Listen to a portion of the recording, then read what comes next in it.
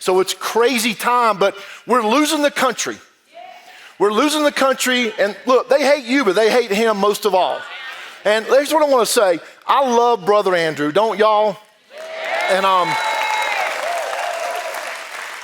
I have been in 15 states this year speaking in churches and to church groups and Christians, and everybody wants to know what to do. And I'm telling you, if we all had leaders like Brother Andrew teaching biblical worldview, it wouldn't be a problem. We wouldn't have the mess we're in right now. We wouldn't be losing. And it's not just about electorally. Goodness, we're losing the school boards and the city councils and the county councils. And it's just nonsense. It's just absolute nonsense. And it all goes back to thinking. And I don't know if you've seen his biblical worldview set. I'm going to promote it and talk about it later. You need to watch that, because our problem is we don't see things through a God lens. We see things through the media. Don't do that. Right? We got to be more discerning, amen? Or the polls, don't do that. Or even what the parties say. You've got to have a biblical worldview and see things as God sees them. Let's face it, the left and the media, and I don't mean to be redundant, the left and the media have taught us as Christians how to interact. And too often we put on our turn the other cheek Jesus because we don't want to offend anybody. And we don't. We want to reach them for the Lord, right? We want them in heaven with us. But we put on our turn the other cheek Jesus. Oh, forgive me, I don't want to offend you if I tell you the truth. I think times dictate we need to find our turn the tables over Jesus, amen? Because he did that too. And it doesn't take but one trip to Jerusalem and see that Temple Mount and realize that was a pretty public place. He must have been a big old bold boy, because I don't read anything about somebody coming against him. And he told the truth. And I want to show you, I want to start with a quick slide and tell you a little bit about what we're doing. I want to give you my testimony. Brother Andrew told me to share that because, look, I was one of those people that thought I don't want to be in politics. And that's pretty normal. But let me ask you something. How many of y'all pay taxes? Let's get your hands up. There's a video of this. You're in politics, like it or not. But it may just be your money spending things on things you disagree with, when really you better have your influence. And I think God's let me do politics at the highest levels to show how we as Christians should be interacting. And it's not a back off, it's a come up forward and engage. And that's what I love about Brother Andrew, the spine and the backbone. That's called leadership. There is nothing going wrong in our nation that won't be fixed with proper leadership.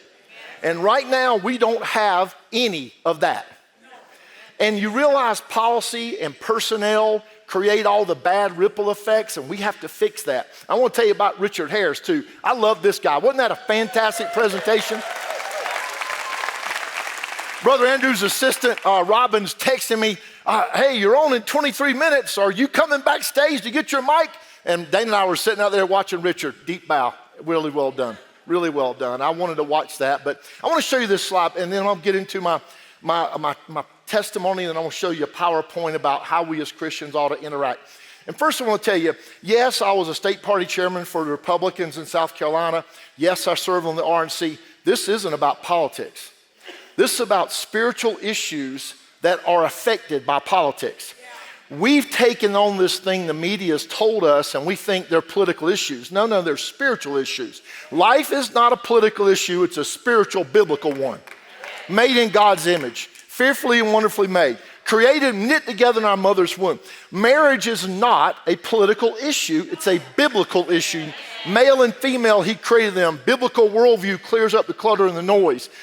Israel, it's not a political issue. It's a Bible issue. Blessed are those who bless Israel. Cursed are those who curse Israel. Religious liberty. I can even say border security. We're not being humane to people by having an open border with drugs and human trafficking. That's not a good thing. These are biblical issues. Now, they've been politicized. I'll give you that. But just because they've been politicized doesn't remove my responsibility as a dad, a husband, a Sunday school teacher, as a Christian from telling the truth. I got into this, and I want to tell you my testimony, but I'm going to show you this slide first. I think it's foundational. I found this about 2 months ago, and I went back, talked about it. I had an old pastor 30 years ago draw this on a napkin for me at a Chick-fil-A in Greenwood, South Carolina. And he said, you know what's gone on? This is the 90s. Now, is it gone nuts since then or what? In the 90s, he said, you know, it used to be that everybody, D's, R's, libertarians, conservatives, they had a common biblical moral code. You don't steal, you don't kill, you don't commit adultery, you don't covet. You know, we all agree with those things. It was undergirded by the idea, so if I can, there we go, that fathers, parents teach these ideas. Y'all know the word from Deuteronomy, from Job, Psalm, and Proverbs, that when you walk along the road, when you lie down, put them as frontlets before your eyes on the doorpost for your home. It created a situation where man's laws reflected God's laws. Everybody knew it. Everybody agreed with it. And Isaiah 54:13 says, great shall be the peace of your children. How's the peace of our children working out? I think we can take that one away. You know why? We don't have man's laws that reflect God's laws. You know why? We can't agree on a common biblical moral code. Brother Andrew mentioned last night, look at what's going on with Barna's numbers. 6% of people who profess Christ don't have a biblical worldview. And you know why? We can't agree on a common biblical moral code anymore. We're a mess because we've lost the foundation. I think they put this up here. If you've not seen this one, this is the foundational aspect of a biblical worldview. This is the one to watch. Get that part straight. When you've got, I was a soils engineer when I came out of Clemson. When you have the foundation right, and Richard put up there, if the foundations be destroyed, what are the righteous to do? They're digging underneath our foundations. And they're coming right at your kids. And while people are politicizing it, those are spiritual issues. Brother Andrew clears that up, and you got to start somewhere, y'all. If you're confused, and look, how many of y'all, let's just use this example. How many of y'all watched the debate this past week? How many of y'all watched the same media that a couple weeks ago were telling us the president's sharp as a tack? Anybody? These people have talking points. They are lying to you, and they're good at it. All right, how do I get in this? I want to get out of this slide, and I think I can go to the next one. There we go. I went too far. Oh, let me go back. There we go. So I grew up in a little town called Prosperity. Brother Andrew mentioned this. That's a real road sign. It says Clinton to the left and Prosperity to the right. And I've taken Ted Cruz there. I took Mike Huckabee there. I took candidates there. It is a real place. And it's kind of funny. Prosperity's home about 400 people counting the animals. It's a real little town. I grew up, I had a drug problem. My daddy drugged me to church and drugged me to youth group. Wasn't my idea. My dad didn't have time out, it was wear out. Belt clear and loop, here comes Bruce. And after a while, your brain and behind have a conversation. Obedience is better than sacrifice. And so my dad's my hero, he's 85. You want to talk to somebody that's a curmudgeon. All he does is watch TV, right, all day long. So when I go see my dad, I know I got to listen to him tell me about what's going on. This is what I live every day. But I just, oh, Dad, I didn't know that. And, you know, I'm in behind the scenes doing all this stuff, but my dad's my hero. If I can be 1/10 of the man for my wife and kids my dad was for me and my siblings and my mom, I'll have lived a great life. And I really appreciate him teaching me how to follow the Lord and how to be a man. And so I went to Clemson, got my degree in engineering. I came out of there and went in the Army. We got that in common in the military time. And, you know, I had never had my faith challenged, not one time. Growing up in a little tiny town, little country church, the only difference is you had your hand raised, you had a question. Sat right there at 12. Was the preacher know this time to quit? But, you know, just innocuous town and little upbringing. Nobody challenged my patriotism, my faith. I went in the Army where I had a Satanist in my tank platoon, which is weird. But it made me decide, is this my faith and my patriotism or my dad's and mom's? And that's when I got into biblical worldview books. I read Dr. David Noble's Understanding the Times. I started reading, Joyce Meyer wrote the one, Battlefield for the Mind. Tim LaHaye wrote one, Mind Siege, you know, about things, how do we see things through a God lens instead of through a popular culture or the media or whoever's trying to influence us. And it just set that in. It's not like I was living it out and perfect about it, understood it very well, but I was studying it. And so I felt led to get involved in politics. Now, I agree with you. I still think the original Greek, poly means many, tick means bloodsuckers. I didn't want to do it either. My wife and I'd married my college sweetheart, and Michelle and I went to Massachusetts and knocked doors for a guy named Mitt Romney, who I couldn't have picked out of a lineup, but he was running against Ted Kennedy. And as a Christian who had a biblical worldview trying to put Christians in office, the little old Southern boy going up to Boston knocking on doors. You can't vote for that guy, Ted Kennedy. He drowned that girl, Mary Jo Kopechne, and he left her for 9 hours. I didn't do well, but my heart was right. And this twang doesn't translate to the Boston car and the yard and all that stuff. So anyway, I had the bug, and I got involved in the school choice movement. I think that's one of the great bridges for the next generation. I think it's a civil rights issue. The dollars ought to follow the kid, not the zip code, and also the pro-life movement. I'm one of those people that thinks if somebody that's in political office is wrong about life, they're wrong. And you know what? You can about line it up. If they're wrong on life, they're wrong on tax policy, immigration, foreign policy, because if somebody won't protect innocent preborn life, they sure won't protect your liberty. They could care less about that if they'll take a baby's life. Thank you.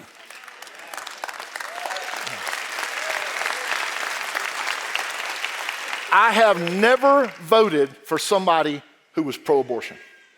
I don't care what uniform they were wearing. I don't care what party they were in. I've written in Mickey Mouse and Donald Duck.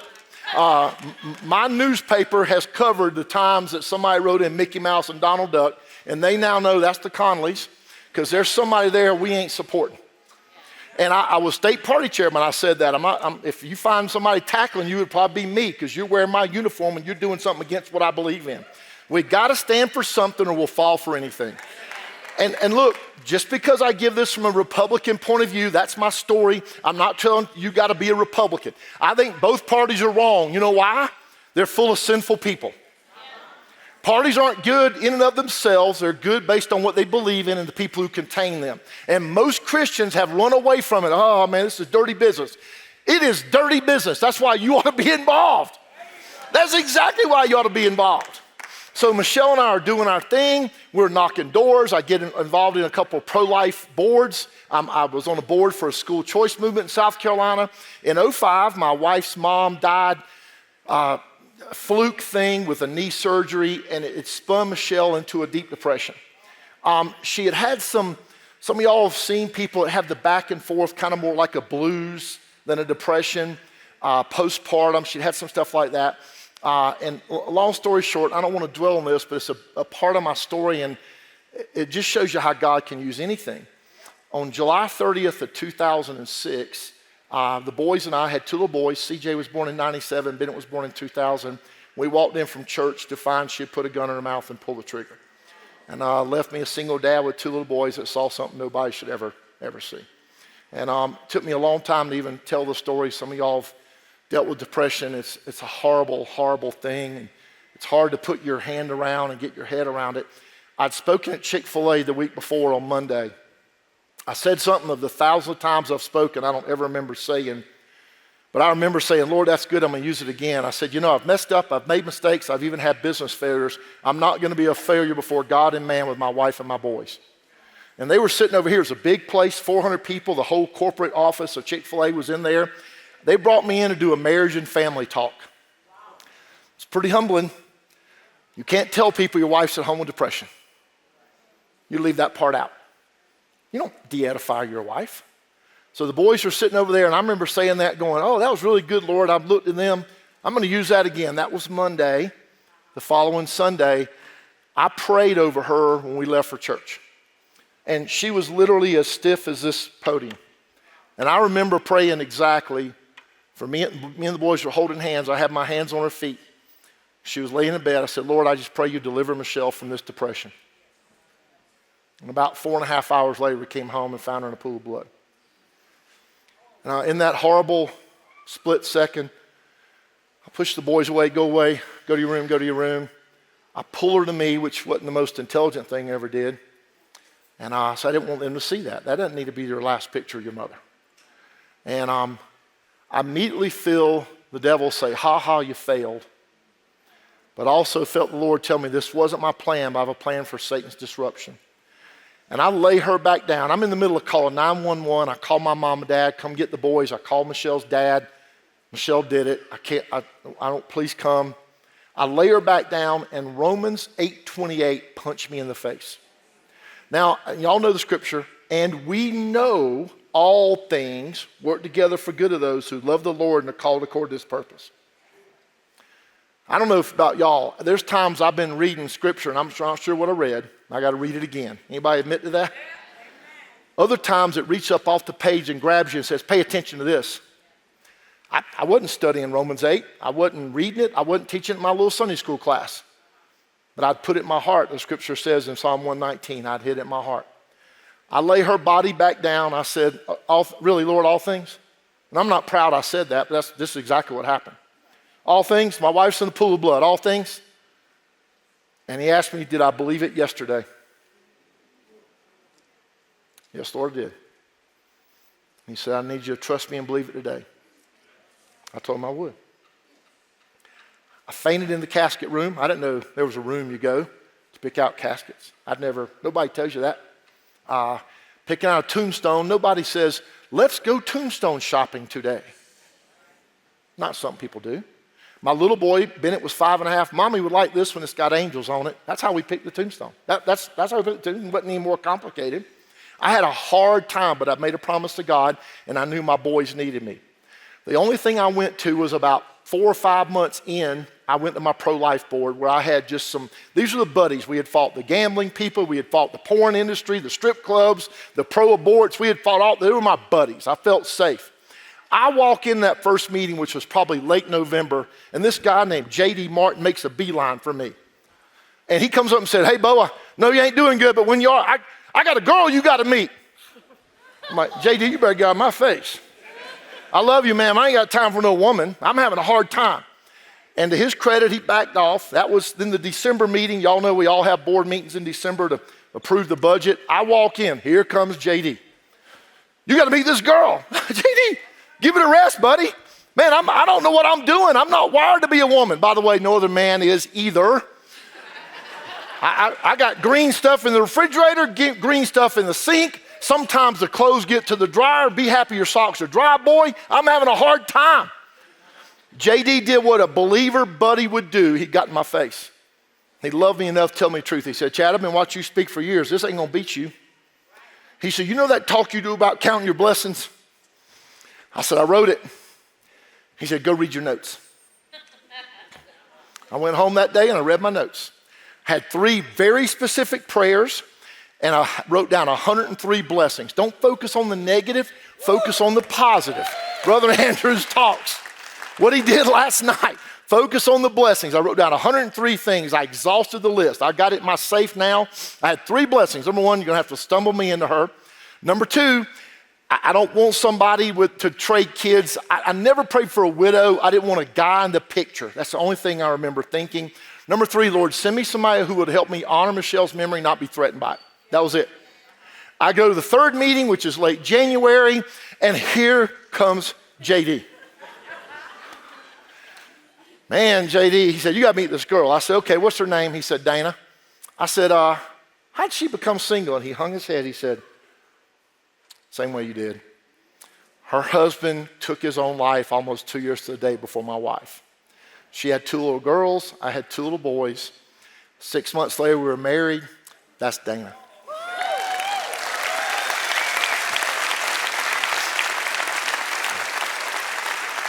And she's just the love of my life. 17 years in just a week and a half, right? And the kids are 27, 25 as of yesterday, 23, 22. There's boy, girl. They love each other. They fight like cats and dogs. It looks normal to us. And but here's what I want to tell you, and here's why it matters. I wouldn't have given you a plug nickel to stand here and encourage you or anybody else about anything. I was lowering a whale's belly on the bottom of the ocean. For God to take that and prove Romans 8:28 is true. Not maybe in the way I saw it, but in a bigger picture sense, in a way he would bless a lot of people. I'd have never been standing here. The boys were tugging my coat. Daddy, don't go. Please don't go. She steps in my life after chasing me around South Carolina, y'all. I mean, I know, and she hates when I tell that. But you know, and anybody who's met her and met me know better, but it's a funny story. And so Dana came along and really just rescued me. But here's what I learned. God wasn't done with me yet. And he's not done with me. He's not done with you. And he's not done with your church. He's not done with Andrew Womack Ministries. He's not done with the United States of America.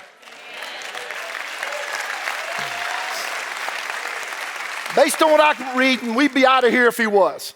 But as discouraging and deflating as things can be, just like Brother Andrew said last night, God's not done. Now, it's not that he needs me or you or America. He's going to do his purposes, but he's always looking for who says, send me. Here I am. Well, I got back involved in politics in 2011, ran for state party chairman of South Carolina. Y'all probably know we're the first in the South primary state. And so I did every political show on television. You can go do the Google and you can be entertained. I did everything on the left, everything on the right. And by the way, don't believe this. All the media is not liberal. It's only like 97% of them. It's not. That's so embarrassing and so embellished. I was doing Al Sharpton's show on MSNBC, not promoting Sharpton, but I was doing it. And it was one of those where I'm not even in the studio, I'm looking at a camera. And I'm doing my regular talk. Christians don't necessarily want to be R's or D's. They want to vote biblical values. They want to know who best lines up with a biblical worldview. They know that Jesus isn't running. They got to look at what they stand for, what they believe in. Not a party, not a person, but policies and principles that line up with the Bible. Knowing that never going to get perfect. I'm not sure I even agree with myself all the time. Y'all with me? We all have those debates. So we're not going to find perfect. We look for the one that most closely aligns with a biblical worldview. And so I was saying that. I did it on every show. It's been a common refrain of mine for, 15, 20 years now. I wanted to run for state party chairman as a Christian first who happened to be a conservative, happened to be a Republican. And if the Republican gave up on values, I wouldn't be there either, you know. And so a guy named 𝗖𝗵𝗱 saw me on the show. Y'all know now 𝗖𝗵𝗱 was Trump's first chief of staff. He texted me. I was one of his 50 state chairmen, but I didn't know the guy. I mean, I had no idea he had my cell phone, right? And he said, hey, great job defending your faith in a tough environment. You're exactly right. I'm a believer too. We ought to talk. Out of that came GOP Faith. I got to be the first ever national director of faith engagement. Went to 43 states. That's where I first met Richard Harris, met Brother Andrew. David Barton and I got really connected at that time. Tony Perkins, Ralph Reed, everybody out in the movement. And I got to go to all these states. I spoke to about 80,000 pastors, and the message was pretty simple. There's 82 million people, according to George Barna, sitting in church on a typical Sunday. 32 million vote. This is our fault. This is our fault.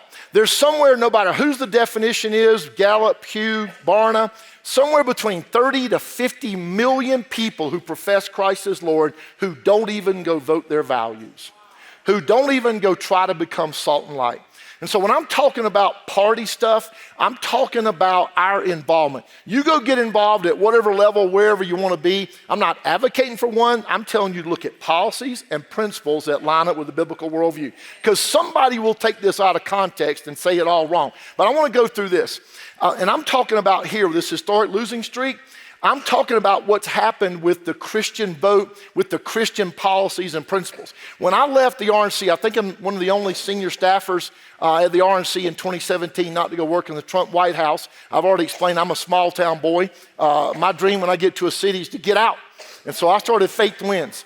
It was a total faith thing. I had a mentor of mine said, you ought to raise your own money. You ought to do this yourself. And of course, you always have those, trepidations and nervous moments, and you step out on faith. That was 2017. For the last 7 years, I think we've now been to 49 states and spoken to well over 200,000 pastors, small meetings and large meetings. The number one thing I get from pastors, some of them, who aren't a Brother Andrew type, they'll say, well, we just don't do politics. And I remember the first time I got that, I was in Durango. Y'all know Durango. I had 55 pastors in the room. It was 2014. A young pastor came up and said, Chad, we don't do politics in our church. And I kind of was one of those things I knew was coming, but I had not really prepared for. So I do the same thing I always do when I don't know the answer. I ask a question and say, what do you mean? Because it gives you time to think and pray. And Lord, you better give me something. He says, well, we just don't do the controversial stuff. And here's what the Lord gave me. I said, do y'all preach the Bible, the whole counsel of God? I said, I don't believe life's a political issue, it's a spiritual one. I don't believe biblical marriage or Israel are political issues, they're spiritual issues.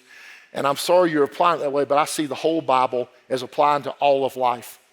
There's not a segment when in Matthew 5, 13 and 16, which I'll go through tomorrow a little bit more, there's not a segment that God says, ooh, don't go be salt and light in everything but politics and government. I don't mean it in that area. No, it's for everything. There's a historic losing streak going on. There's national assaults on faith, and Richard said it best, Brother Andrew said it last night. I believe there is a revival and a reawakening going on. I've been in 15 states so far this year. I've been doing small meetings that become large meetings, that become small meetings, rinse and repeat. I raise my own money. We travel everywhere. We're having teams on the ground in places where we need to maximize the Christian vote. It's not just about a presidential or governor or senator or congressional race. I think Christians ought to be voting down the school board and county council because we're losing it. You know, I tell this story a lot. I wasn't in the room the first time a school board member, I think it was outside of Houston, Texas, decided what a good idea it would be if we have boys that feel like girls. And Brother Andrew did a great job about feelings last night. Feelings betray you. Got to deal with facts and truth. But the first one said, wouldn't it be a great idea if a boy feels like a girl, he should be able to go to the girls' bathroom? I don't know any details, but here's what I do know. There wasn't a Christian with a backbone in the room. My mama's been in heaven 7.5 years, and I promise you, if Dorothy Connelly had been in a room, she picked up the nearest chair and whopped somebody upside the head.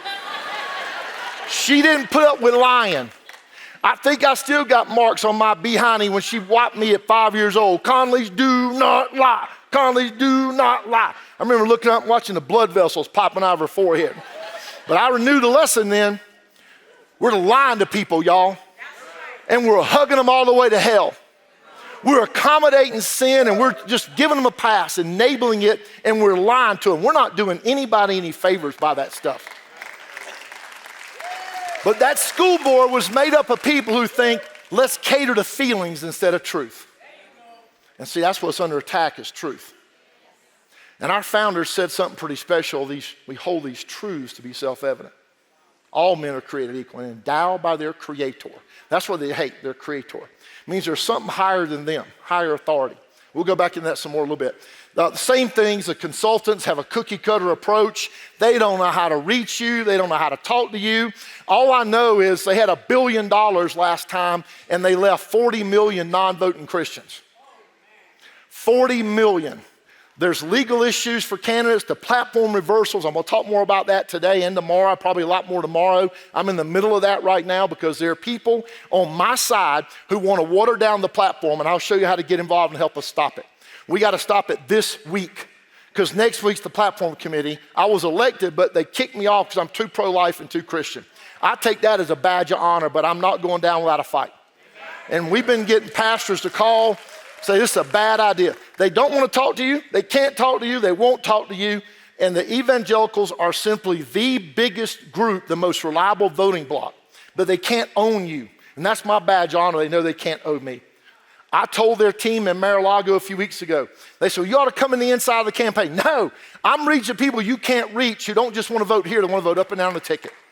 Because I'm going to go talk to the people who are reluctant and make sure they understand we got to vote on these issues and hold these issues strong. It's what built America, foundational issues, not all this wild stuff we talk about today. It's foundational issues where people know where the heart is. They don't want to talk to you. They're not going to talk to you.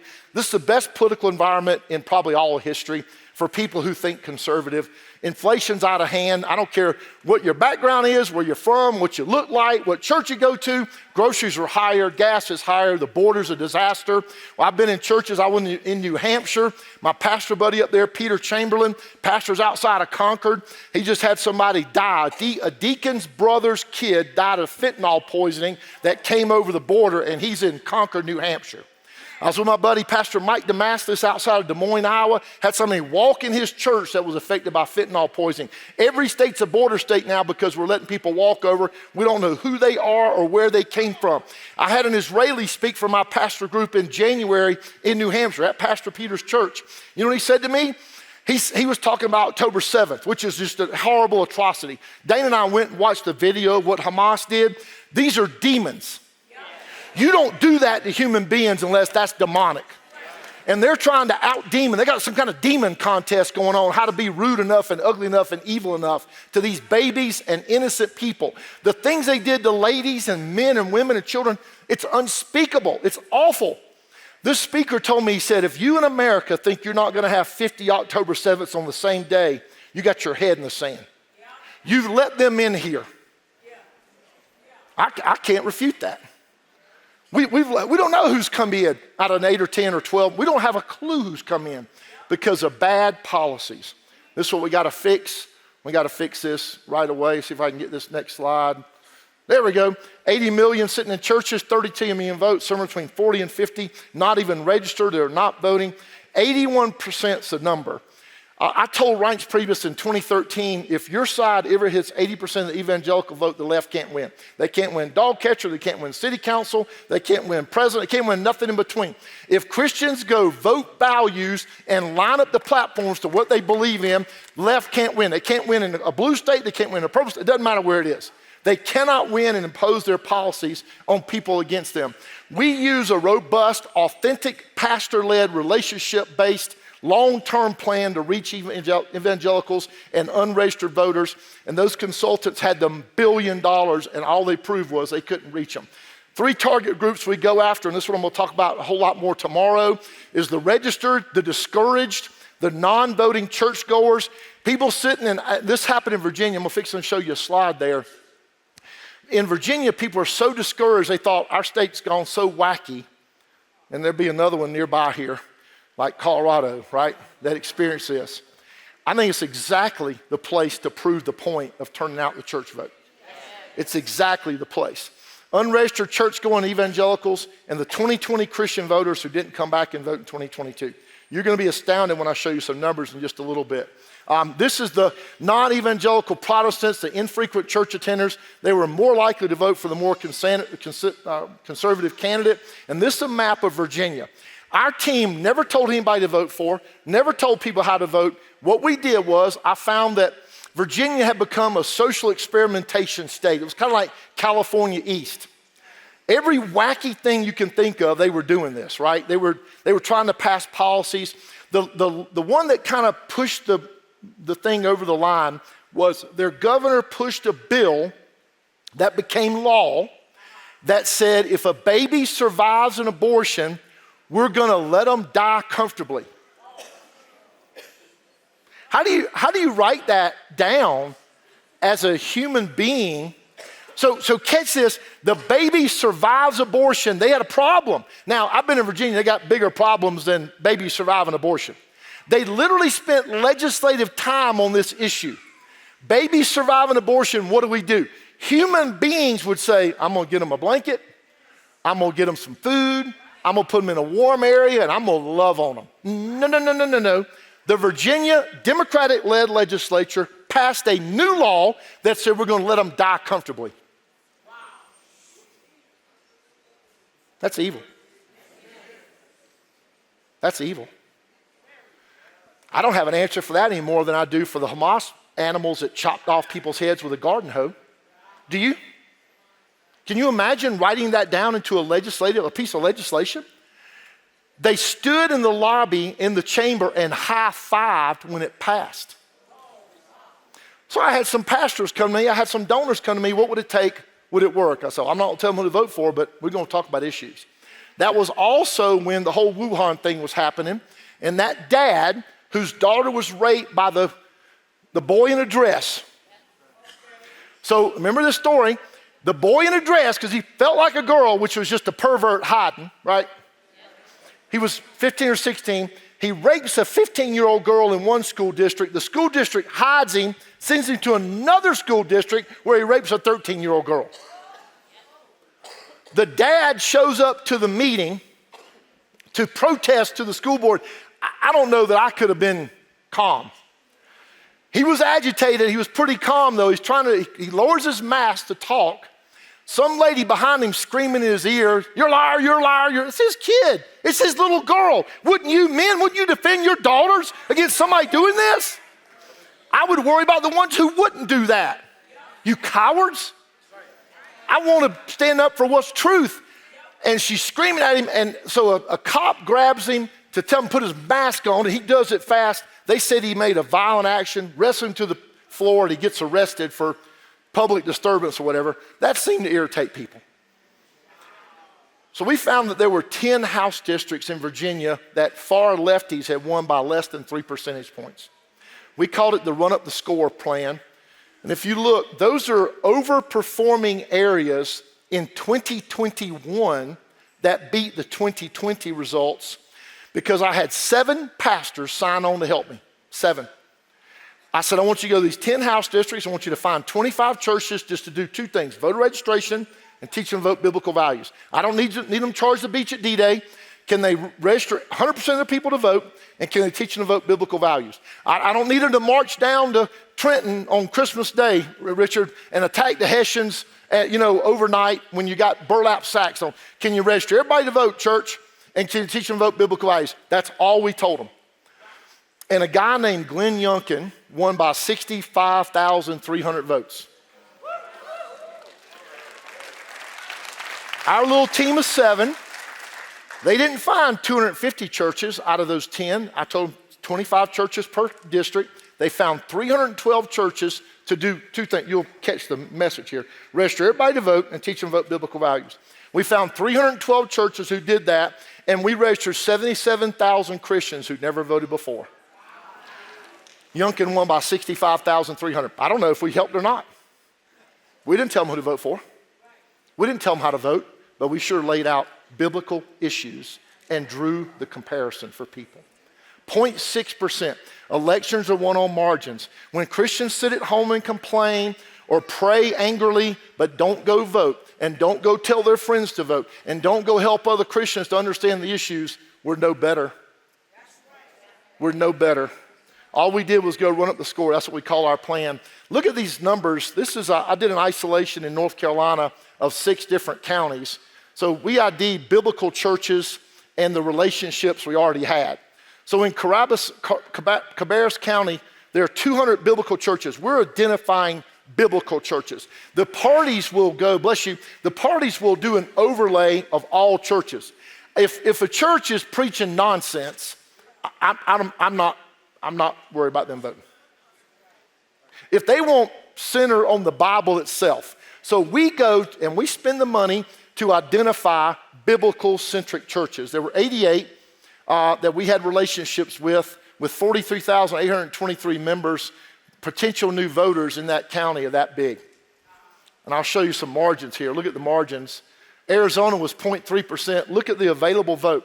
So see, I got a little pointer here. I think I do. There it is. So 0.3% in Arizona. That was the vote margin. Look at the no-shows from 2022. Look at the register but never vote. Look at the pool of what we call faith and freedom voters. Wisconsin, 0.63. Pennsylvania, 0.72. Georgia. Look at the pool of people. There are a lot of people sitting in your church who do not go vote their values. I can prove it.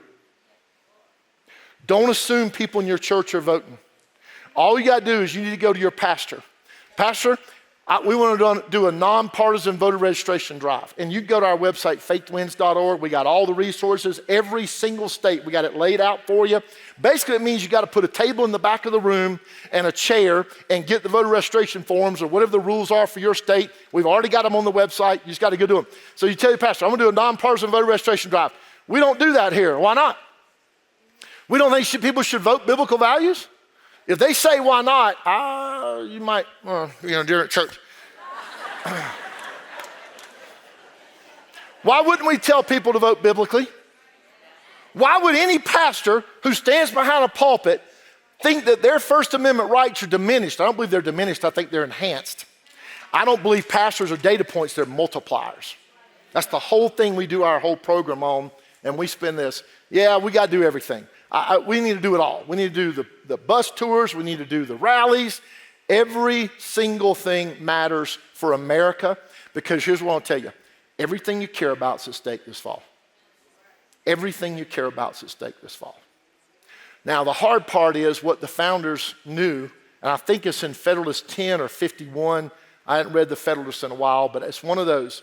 Alexander Hamilton and John Jay were having a discussion about how do we make sure the people will be informed enough and responsible enough to vote for the right people. I fear there'll come a day, I think it was Jay who said, I fear there'll come a day when the American population will be too complacent to find out who the candidates are and what they stand for. Oh, that's a kick in the gut, ain't it? We're here. This puts the responsibility on me and you to go find out about people. What do they stand for? What do they believe in? Look them in the face. That means we got to get off the couch, stop making an impression there, get out and make an impression in the hearts and lives of people, and realize that's where it's at. Go meet candidates at every level. No, you won't get to meet them all, but you know what? That's what they're doing out trying to meet people. And I bet you if you'll show up at a candidate's office, next thing you know, you'll be campaign manager. Not that you want to be campaign manager, but go 2 or 3 times. How can I help? I believe in what you're doing. Check out their website. Get to know them. I have one question you can ask them. I don't care if they're the dog catcher or the sheriff. I don't care what they are. Where do you stand on the issue of life? And if they say, well, you know, my office doesn't have anything to do with that. Oh, yeah, it does, sport. If you tell me where you stand on life, I can predict where you stand on everything else. And we're going to go through that a whole lot more. Evangelical voter registration and turnout. I love Brother Andrew's shows, his efforts at teaching people biblical worldview. Now, we need your help. We're deputizing you to expand that. Make sure people and yourself watching stuff like biblical worldview, telling your friends, your family, you got to get registered, you got to go vote values, you got to go get to know the candidates and what they stand for and why they stand for that. We work through pastors to teach this. Make political involvement personal, Matthew 5. We'll do that tomorrow when we go through this. I'll do a little deeper dive. I don't have to tell my story tomorrow. Make it personal. Matthew 5 is pretty clear. It says, go be salt and light. And if you're not salt, the salt has lost its savor. It's good for nothing. To be thrown in the street and trodden before the feet of men.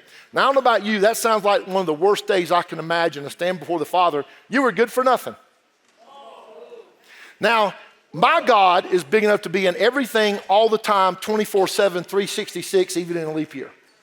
My God's not so small that he doesn't want me to be in this area because it's uncomfortable, or it's dirty business, or it's inconvenient, or that would take work on my part. No. My Bible says God's big enough. He is God. Biblical worldview, it is all spiritual. Build private relationships. Invite candidates to church. You know, I got pastors all over the country that are inviting them to their church, find out what they stand for. I won't be specific on this. There are 5 people being talked about for vice president of the United States to be nominated. Do you know that we have a pastor who's built a relationship with all 5 of them? Do you know that one of them is not a Christian, but one of his people got saved at a meeting we did because they were running for president? Do you know that another one told he has a pastor, and I can't tell the state because it would give it away. This pastor texted me this morning, and he's texting back and forth with this person who probably is a little young to be vice president, much less one day president. He's probably a little young, maybe not quite ready. But this pastor is texting back and forth. You know why? We got a relationship. We did a meeting with 27 pastors in the room and asked this guy hard questions. You know, this past year, our team did 84 meetings with 8 different presidential candidates in the 5 early states. And here's what we told them. We said, Chad's going to handpick. It's going to be a small meeting. There'll be no media. We're going to ask hard questions. We'll pray over you. Even President Trump did one, which was funny. I can tell this. So his team, first they call, and I get a pastor outside of Des Moines to host, and this pastor's awesome, and he's just getting involved, and they wanted to wave signs out front.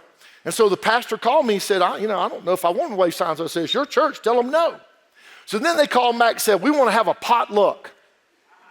So I called the consultants. I said, we have 27 pastors and wives and 4 pro-life people. You want to have a potluck? Yeah, let's have a potluck. You want all these people to bring a casserole dish for the President of the United States? Oh, no, we'll cater it. I said, that ain't a potluck. They heard a churchy word. They thought, we relate with this churchy word. So then I said, no media. So Pastor Josh is like, no media. They were like, oh, come on, we got to get a picture with the president. I said, the reason we have no media is people can ask real questions and have a real exchange. Well, can't they come in for 30 seconds? Y'all, it was rich. It was funny. I said, sure, they can come in for 30 seconds and take a picture. They put a staffer at the door, 30 seconds. And all the 13 media people, they rush in like a bunch of little bugs. They take their pictures, and they rush back out, and they said, time's up. It was great. I enjoyed it thoroughly. So we did 84 meetings because we're intentional about building relationships. Went the wrong one. We're intentional about building relationships. Stand for publicly for truth, unapologetically, just like this guy does. Just tell the truth. Just tell the truth. We're going to answer to God one day. It may not be popular. Look, he said it last night. I don't like persecution. I don't like getting sued. I probably haven't been sued as much as he has. I've been sued a bunch by a bunch of psychos that just want to, you pick your head above the crowd, they're going to go after you. It's nuts. They just want to distract you, and that's what the devil's tool is. They just want to distract you. They want to call you. Look, I got called too pro-life and too Christian to be on the platform. I'll take that badge all day long. All day long. But nobody likes being talked bad about. I got it. Let's go build relationships and let's stand for truth. Conduct small pastor meetings, lead the larger pastor meetings, and continue to expand. That's what we raise money for right there. Is we're putting money in the states, go do small meetings that become big meetings, that create small meetings that become big meetings, rinse and repeat. And all we tell them, we have two things. Y'all might catch on to this. Register everybody in your church to vote and teach them about biblical values. It's not about a party. It's not about a person. It's about policies and principles that line up with the biblical worldview best. And here's what I think. I believe any candidate, any party, any elected official who ignores a faith vote is going to lose in this environment. They're going to lose. This is the most reliable voting bloc in all of American politics, and it's the most untapped because the consultants don't know how to tap it. And if we'd love to have your help, there's a QR code. Nobody over 12 understands QR codes. I know that. If you hold your camera up to it, it'll take you to a website. I don't have time to bug you. However, what we're going to do, we are matching up the people that get assigned to the platform committee to you and your state. And if they go squishy on life, marriage, Israel, or God, we're going to light them up. I'm saying to those that are watching, we're going to light them up. And if you want to be a part of helping hold them accountable, hit that QR code, and when my team finishes matching it, I gave those instructions this morning. I got another Zoom call early this evening, actually Eastern Coast time, and I'll be back over here tonight to watch the festivities and the speakers. But we're going to match up the platform people. There'll be a male and a female for all 50 states, plus the 6 territories. 112 votes are going to determine the platform next week in Milwaukee. They kicked me off of it. We're appealing their vote. Hopefully I'll get a chance to speak, but I don't think they're going to give me that chance. That's okay, because they know if I'm in the room in real time, I'm going to get y'all's phone calls on people who are going off the rails, because I think it matters. You got to stand for something or you'll fall for anything. Look, politically, I don't care what the candidate I don't care what they talk about, but give me something to stand for. The Democrats booed God in their convention, 10, 12 years ago?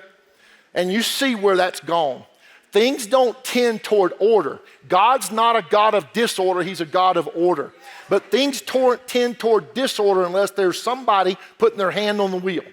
God's order looks at people like me and you, and we say we're supposed to be involved. We'd love to have your help on that QR code in your state. It'll ask you for your city and your state, so we can match it where you're at, and your email address, and somehow my team will be in touch with you. Listen, everything you care about is at stake this fall. Everything. It is not an option for Christians not to go vote. It is not an option. I love Richard giving the update on DEI, is it's going away because people are figuring out this stuff doesn't work. And they're trying to make people happy and fix things like racism by more racism. It's wrong. It is wrong. And these are people with no basis of foundational truth. They really don't have one. They stick their finger in the air and see which way it blows. We've got to be people of the book. I tell my Sunday school class every week, read your Bible, read good stuff. Andrew Womack puts out great stuff. I read that little book, Who Made You God? I read that yesterday when I got here. Yeah, read that stuff. Put that in fill your tank with that stuff instead of the nonsense out there. We had 35 people in our Sunday school class. This has been a few months ago. And how's your Bible reading going? And you know what the number one thing people say is, I don't have time. So I brought my 1-year Bible I bought 30 couple years ago that it's falling apart. I had a mentor of mine, and we were riding along doing a business talk, and we were between Athens, Georgia, and Winder, Georgia. Anybody from Georgia in here? And Highway 78. And he had his Bible. I said, Jamie, what's your Bible got to do with business? He said, nothing but everything. What does that mean? He said, you ever read it? I've read it. No, I mean from Genesis to maps. Have you read the whole thing? And I was probably 22. I said, no, I've never read the whole thing. He did a U-turn on Highway 78, took me to a Christian bookstore. He said, we're not socialists. You need to buy one. There's a 1-year Bible. It has a Psalm, a proverb, a New Testament, Old Testament. And for I don't know how many years, I've done that at least once every year, except the year my wife died. I didn't finish my whole Bible. And I don't know what I read every day. It's a discipline we all need. I brought that copy to my Sunday school class. I made them pass it around. The most time it took was 16 minutes and 11 seconds to read a chapter in the Old Testament, a chapter in the New Testament, a Psalm, and a proverb. And I said, y'all are telling me you don't have 16 minutes and 11 seconds you're wasting on something that's not eternal that you can't replace with something that is. We'll talk to you again tomorrow. God bless y'all. Thanks for having me.